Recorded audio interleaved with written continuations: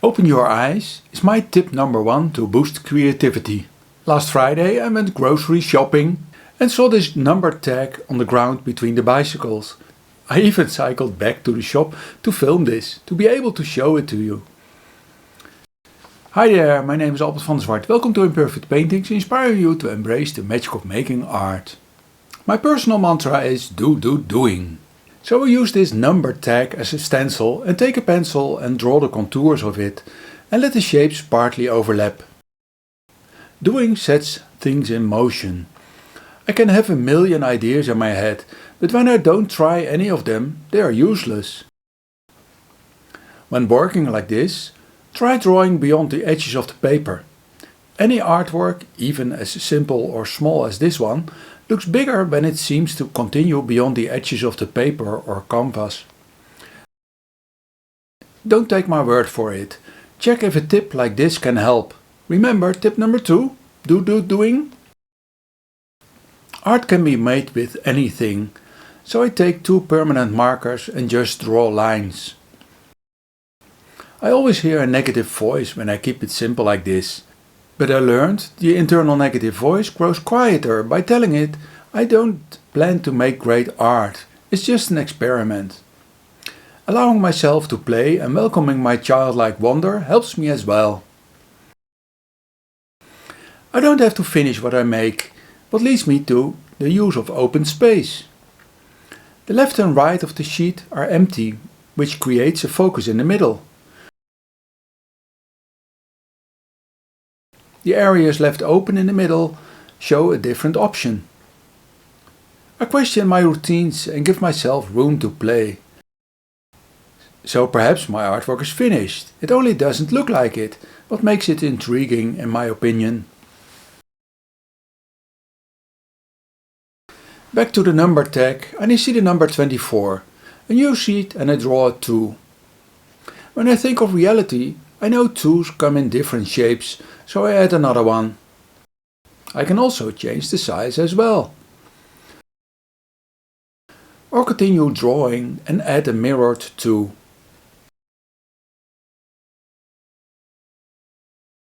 Some Prussian blue and a cheap $2 or euro spalter or chip brush. I ignore my ego and often buy cheap materials to see if I can use them.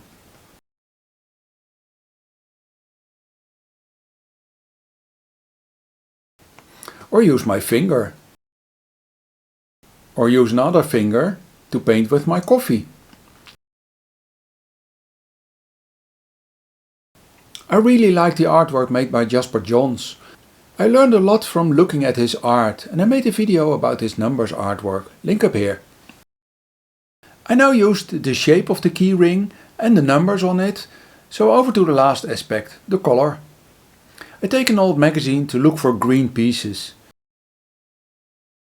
I first tear out the pages and later these green pieces of it for a rudimentary collage or mood board or whatever. It doesn't have to be neat when experimenting. Like the big 2 wasn't painted perfect a minute ago. I now see a line of text on one of the pieces and cut a line, in Dutch, great, green coffee and it tastes good too, into the individual words. Take a few away and end up with a mysterious foreign language poem. I don't have to paint. Art comes in many forms. 15 tips already in roughly 4 minutes. Let's continue. Grass is green, right? So I paint the sheet green. I use green and lemon yellow.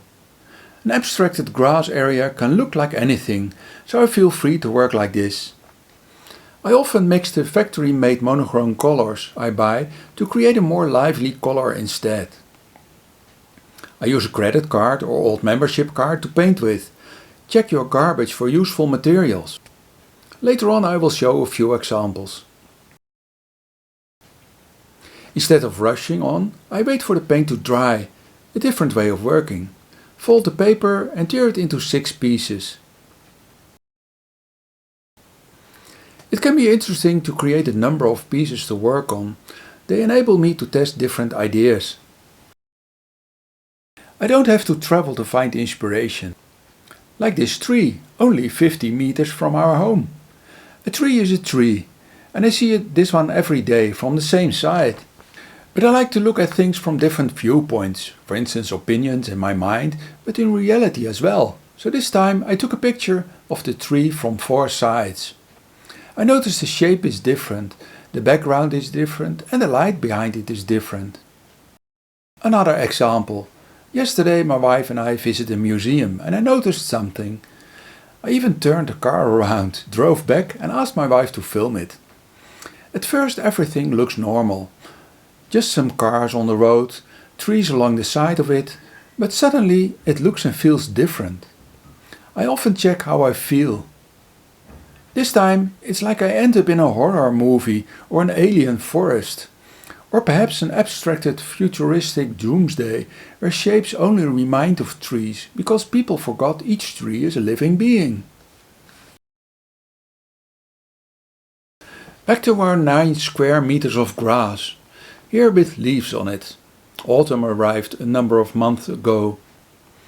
Here, winter left some snow. Now I am happy because the purple crocuses are back. Spring is coming.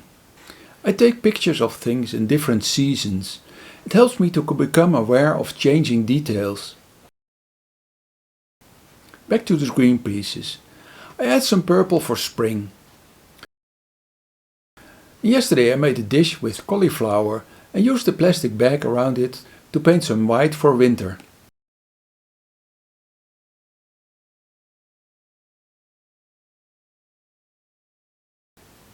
Now air pillows used to protect items in the package we received.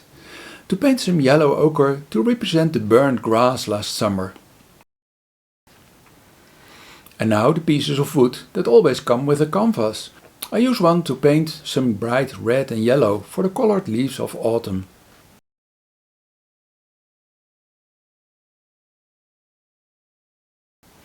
When dry, I cut the pieces to circles to give them a different feel. What's your favorite season? Which one would you put first? I go for spring. I always look at the leftovers of cutting and tearing. They often look great and can inspire to different things.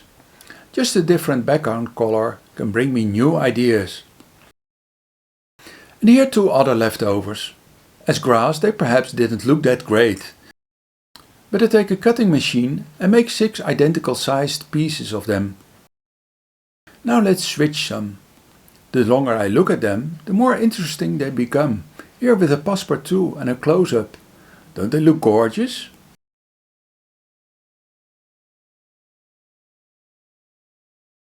In case you like to see how an artist can inspire me, just click on the link and I will see you over there in the next video. Thanks for watching and have a wonderful day.